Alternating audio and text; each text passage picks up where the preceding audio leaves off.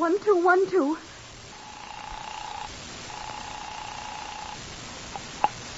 This is Scotland Yard.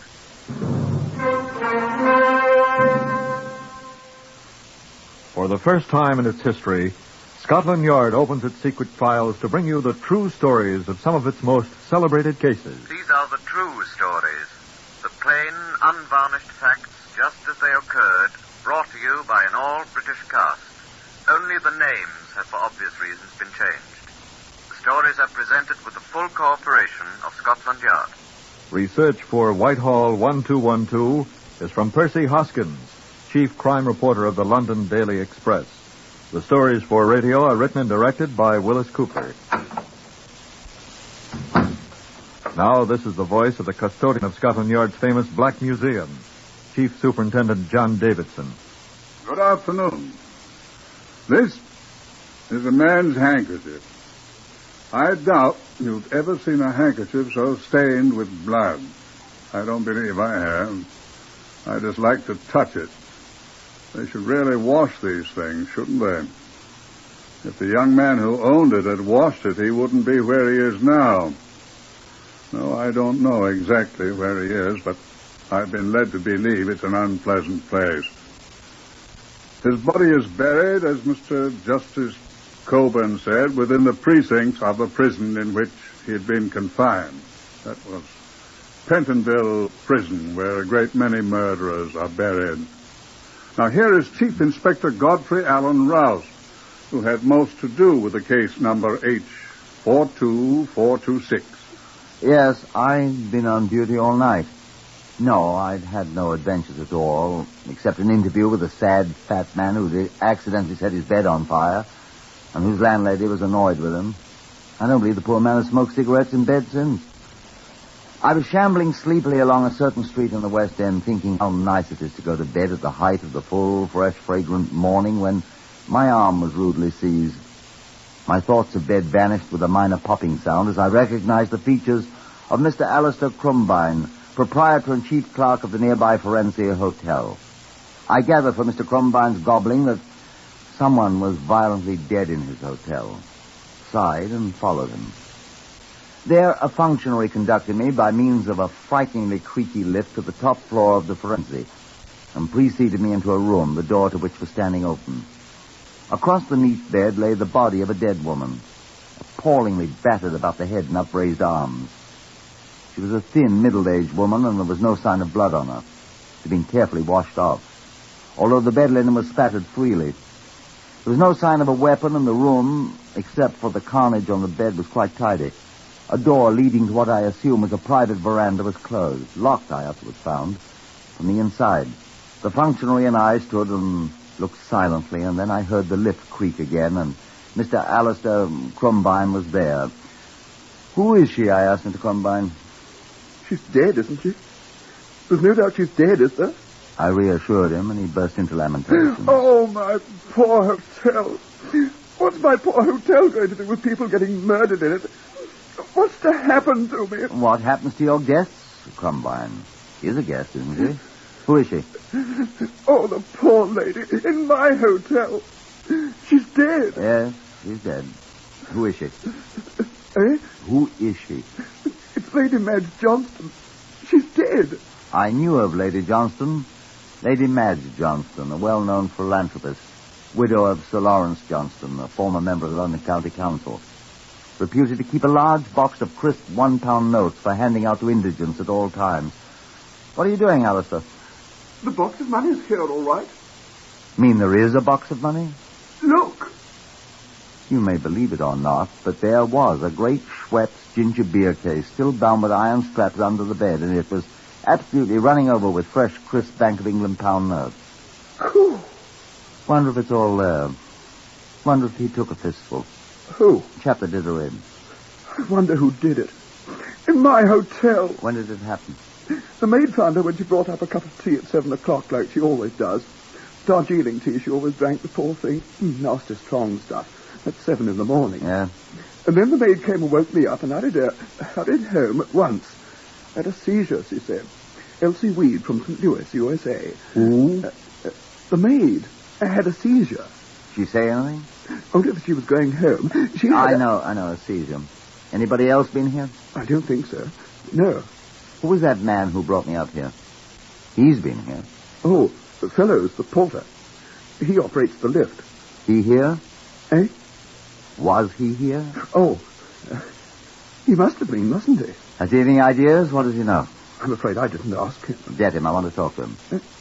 Oh, yes, of course. Get him. Yes, of course. Fellows! I say fellows! Isn't there a bell on that lift? Oh, yes. Well, use it then.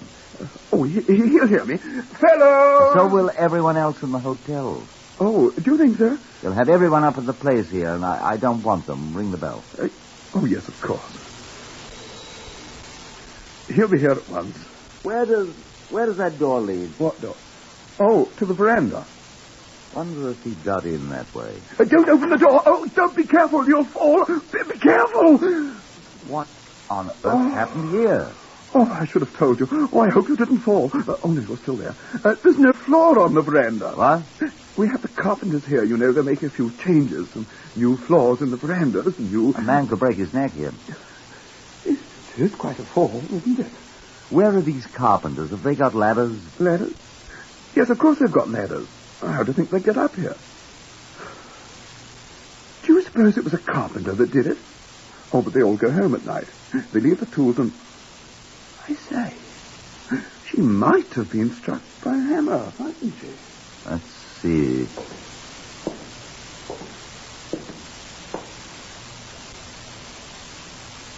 Might very well have been. What about their tools? I was saying, they leave them in a storeroom, locked down on the ground floor. We shall go down there and look presently. Let's send for these carpenter chaps. Do you suppose... I say, do you suppose one of them could have done this? Good heavens. They do use hammers, don't they? We shall see. I think we should have them here at any rate. Oh, by all means, old boy. Oh, here's the lift. I'll tell Fellows to ring up the carpenter foreman and have him... Oh, Fellows, would you... Oh, it isn't Fellows, is it? Oh, good morning, Sipperley. Where's Fellows? Good morning, sir. He went home. His time was up. I'm on duty now, sir. I'm here. Oh. Oh, dear. Who is it? Sipperley, sir. I'm the dayman.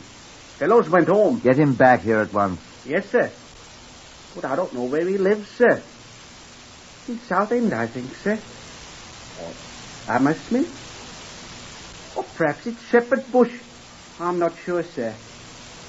Houston? Well, do you know where that carpenter foreman lives? Get him at once. Yes, sir.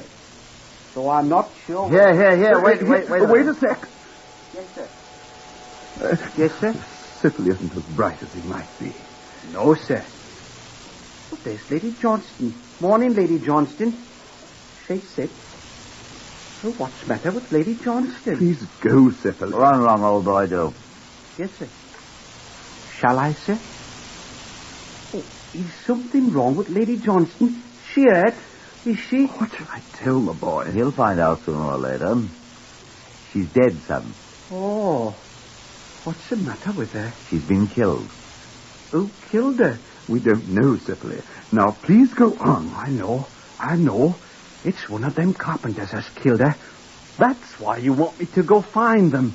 I know what you're talking about. I know. Be quiet, Sipperley. Huh? Well, who did then? Tell me who did. Tell me. Now, go on, Sipperley. Yes, Mum. Sir? Poor Lady Johnston.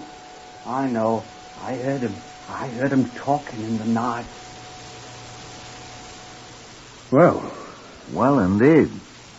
Do you have many like that? Poor Sipperley. Still, the boy may be right, you know. About what? About the carpenters, of course. Why? Well, you said she was battered to death with a hammer.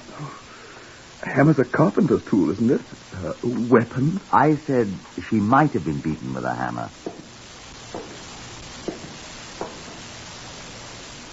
She might have, I said. Well, Are there no other hammers in your hotel? the carpenters have the only ones. They're the ones who did it. They must be. They did it. No, wait till we get them here. Don't you think so, Chief Inspector? I don't know. Well, then, who could have? I don't know that either. You wait till we get them here. You'll see. Look here, old chap. Eh? Just run along to a telephone, will you, and ring up Scotland Yard. It's Whitehall, 1212. Tell them there's been a killing here and ask them to send some people. Send who? Whom? They'll know whom to send. And tell them I'm here too, will you? And I want someone to relieve me. Yes, sir. What'll I do then, sir? Then I suggest you go talk to Sipperley. Perhaps he and you can think up some good ideas together. I'm your man. Oh, poor Lady Johnston. Whilst Crumbine dashed down the stairs, which also creaked abominably, I sat myself down with Lady Johnston's corpse at think. These are the things I thought of. A, the good charitable lady had been killed in the night. Whoever did it had, with the good lady, made a great deal of noise. Note. Who heard the noise? And when? Did they recognize any voices? Someone who was familiar, or had become familiar with arrangements at the Forensic Hotel did it. Else, how had he known about Lady Johnston? How had he got in the room? That door to the outside of the veranda had been locked. And the veranda 5 floors above the street is no floor anyway. How did the intruder get in? Or had he not had to get in? Had he been inside all the time? And what had the night porter been doing? Suddenly, I must have a little talk with that night porter, and I remembered his name, Fellows.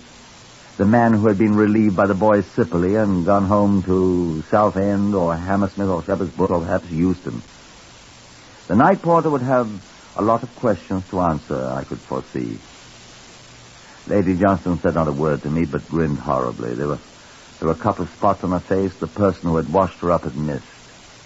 "Excuse me, milady," I muttered, and went to look at the outer door. The key which had locked it was still in the lock where I had left it.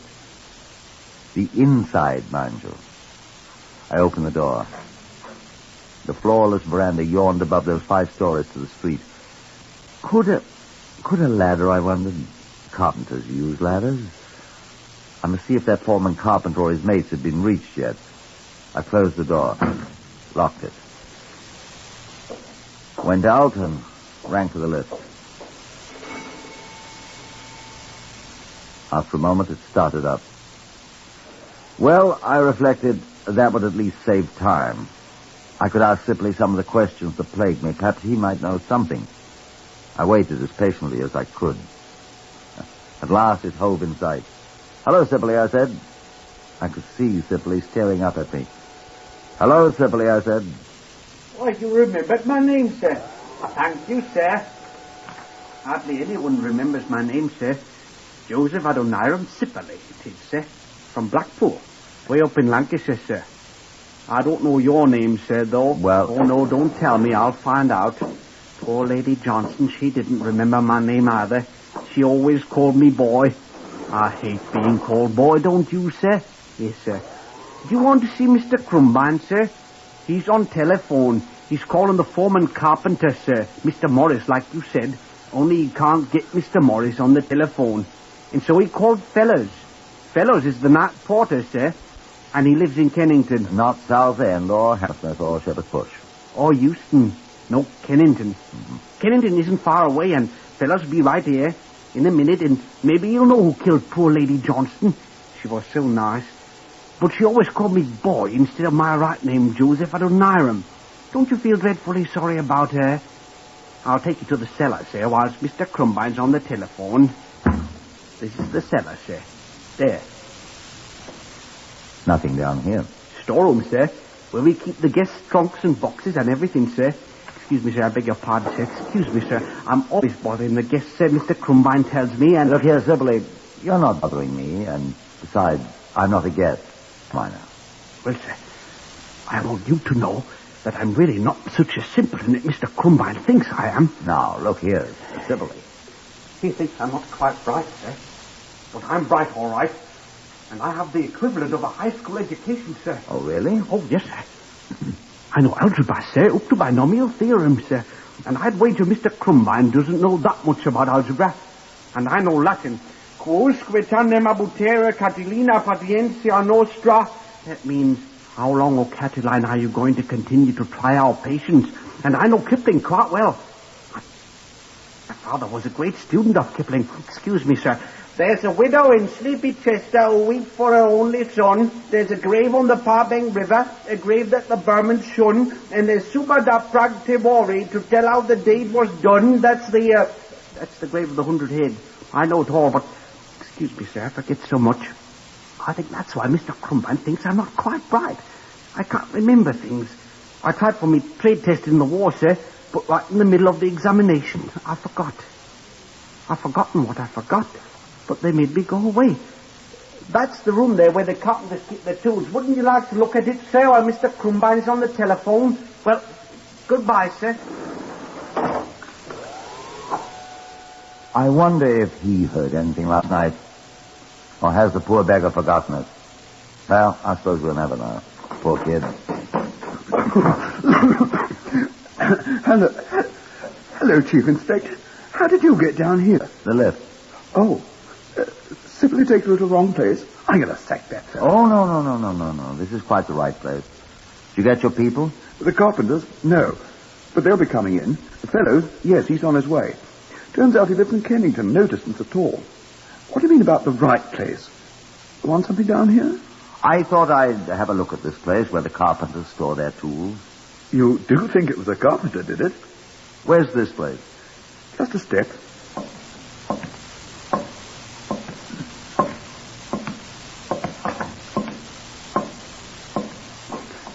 Here.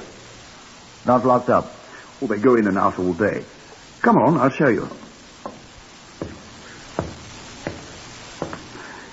Here they are. The carpenters? No, chap. The tools. Let's have a look. Saws. Whatever these things are. Planes. Levels, drill braces. Miter boxes. Hammers. I say, let's have a look at these. Suspicious, eh? Suspicious, eh? Yes. Well, let's have a look. Looks all right. So it's this one. There's only three. Three what? Hammers. Hammers. Matter. This one's clean. Beautiful. These carpenter chaps. I mean it's clean. Oh. You mean... Like the old lady was. Carpenters don't usually wash their hammers, do they? Well, I don't know. I'll tell you, they don't. Look at the others. See? Sawdust, rust here, paint. I see, but... I know. Maybe it's new. I don't know. But I don't think so. Well, have you found the murder weapon, gentlemen?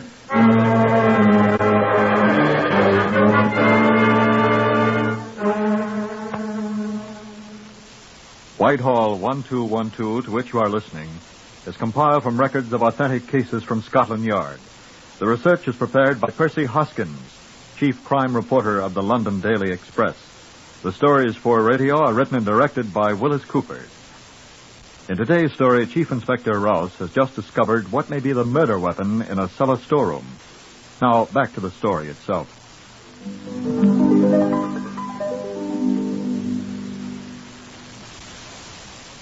The people from Scotland Yard for whom I had asked, photographers, fingerprint men, all the rest, including a relief for me, had now arrived, and I sent an earnest young constable back to the yard with the extraordinarily clean hammer, with instructions to take it to the forensic laboratory people for a thorough examination.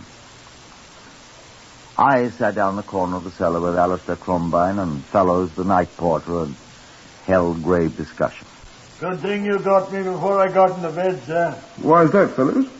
Once I got my eyes shut, sir, you'd never have woken me up till Monday, sir.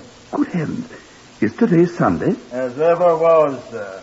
We all ought to be in church singing hymns or praying or going on like they do, sir. As I say, sir, it's a good thing you found me sitting there eating the last of my liver and onions in my Sunday night shirt, or I should never have waked up until 8 o'clock Tuesday night and Monday being my night off, sir. At which time you'd have been sacked, because you're due on the job at 6:30, my dear fellows. I'm sorry, sir. That's why we weren't able to reach those carpenters. I'm all at Nonconformist Chapel, sir. Well, you can arrest them Monday, Chief Inspector. Why should I arrest them? Well, it was their hammer that Lady Johnston was murdered with, wasn't it? We don't know that yet, you know. Wait till I hear from the Have laboratory. to be certain you know, sir. You know what Sybil has been saying, sir? Oh, that nonsense. What's Sipley been saying? If you listen to everything Syphilis been saying... What's Sipley been saying? He says he recognised them, sir. At least 3 or 4 times he told me, sir. What's Sibley been saying? Oh, a lot of nonsense. What, fellows? Well, sir, excuse me, Mr. Combine. He's been hearing voices. Voices. Voices? What kind of voices, fellows? Well, may I tell him, sir, what Sibley's been saying? If you want to make a fool of yourself. I believe him, sir. That lad wouldn't tell a lie. Hasn't brains enough to tell a lie. Well, what's he been saying about voices? He's been hearing him, sir, nearly every night for a week. What sort of voices, fellows? Sibley, let's have him in here and ask him. He's gone, sir. I met him when I came in. I sent him out for some coffee for all these Scotland Yard fellows. Oh, thank you, sir. We're all very grateful. Wonder where all my men are. All over the place. Well, sir, Sibley's been telling me he sleeps here at night, sir, in the other end of the cellar. That 3 times, I think it is, he's been waked up and by strange men and voices whispering. He's balmy. Now, wait, sir. I thought I heard them myself.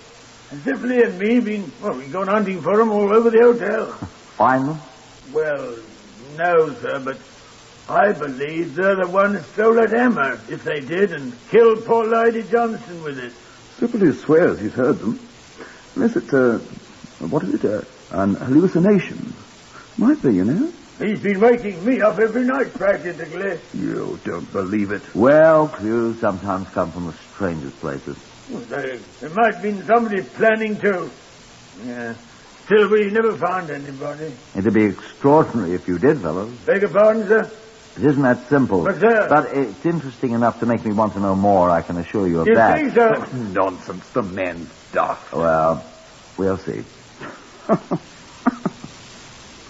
And at that moment, the earnest young constable I'd sent to the laboratory with the 2-clean hammer arrived. Well, Constable, I said? Yes, sir. They've examined it. There's a preliminary report, sir. I was being a little too Sherlock Holmes. No, sir. Eh? No, sir. What? Well, should I be for these gentlemen, sir? Eh? Oh, Crumbine. Well, it's your hotel, and fellows. Perhaps we may find your whisperer. Sibley, sir. Speak up, Constable. Well, sir, first the laboratory said the hammer looked too clean to be true. Huh. It was. It had been wiped clean. Exactly what I said. Yes, sir. Well, when they started to examine it under a low-power microscope, sir... What did they find? A drop of blood. A blood stain, sir. Well. Yes, sir. Under one of the claws, here, where the cleaning rag missed it. The type? AB, sir. Wonder what type Lady Johnston's is. We got a sample, sir. That's what took me so long. What type? They're identical, sir. This is the weapon she was killed with. Constable... There's something else, sir. What's that, Constable? Well, sir... Will you gentlemen excuse me for a moment, please? Oh, yes, of course. Well, Constable? I stopped by the CRO, sir. The Criminal Records Office, Well, that's quite right. There should be a check made of every person concerned and every crime investigated, of course. I had them checked, sir. Good. Here. Both these people? Yes, sir. Let's see. Better turn your back to them, sir. Yes. Combine and Alistair. No record. I'm glad of that. Yes, sir. Read the other. Fellows George, no record. Well. The other one, sir. Sibley, Joseph Adoniram. Oh, no. Read it, sir. I needn't need to more than glance at the card. Sibley, Joseph Adoniram had been convicted twice. Once for robbery, once for causing grievous bodily harm. Both felonies. Who was not quite bright?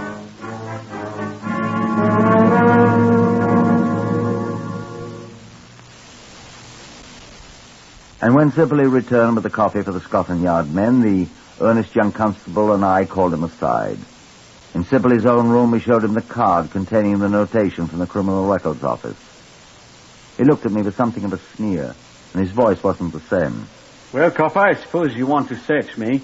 I turned away while the constable frisked him, as the Americans put it. Nobody said anything. When I turned back, Sibley was grinning at me. The constable looked at me in horror. There on the little table before him lay a blood-stained handkerchief. It was in his pocket, sir. Don't let that give you any ideas, Chief Inspector. I was boxing the day before yesterday with good old Fellows, and he blooded me nose. Ask him. Get him, Constable, please. Yes, sir. Mr. Fellows. Hello! Come in here, please, Mr. Fellows. Right! Come in!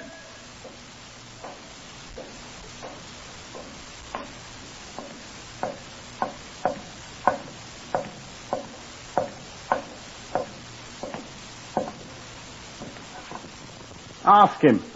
What's wanted, sir? Fellows, were you boxing with Sipperley here the day before yesterday? Yeah. Oh, yes, sir, I was. See? Did you... Give you a bloody nose, didn't I, sir? And here's the handkerchief I sopped it up with. You've been carrying that wretched thing about in your pocket all this time?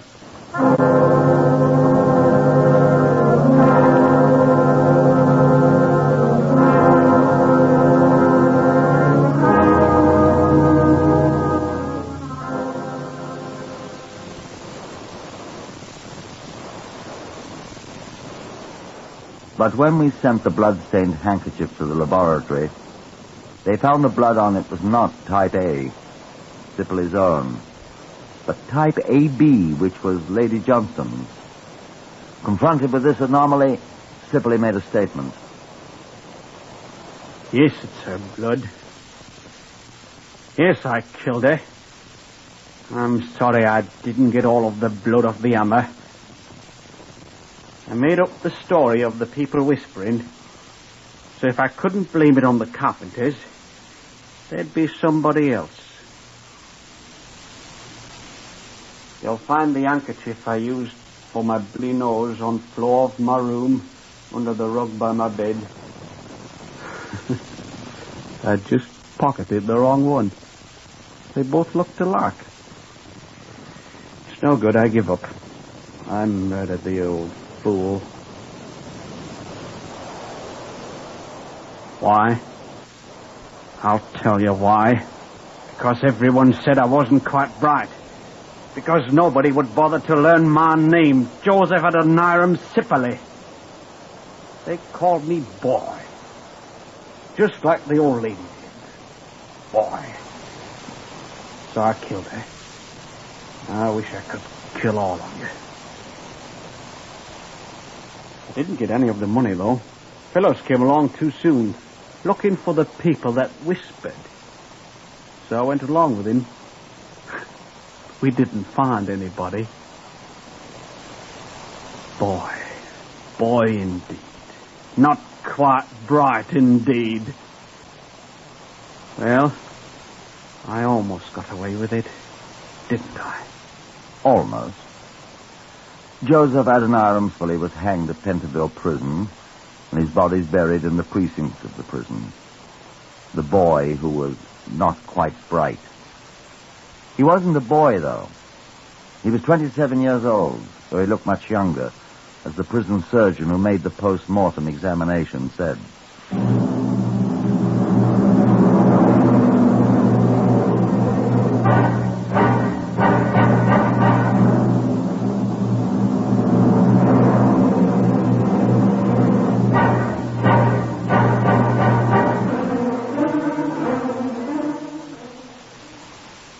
Heard today on Whitehall 1212 was Horace Braham as Inspector Rouse. Others in the order of their appearance were Harvey Hayes, Morris Dollamore, Gordon Stern, Evan Thomas, and Lester Fletcher. This is Lionel Rico speaking. Whitehall 1212 is written and directed by Wyllis Cooper.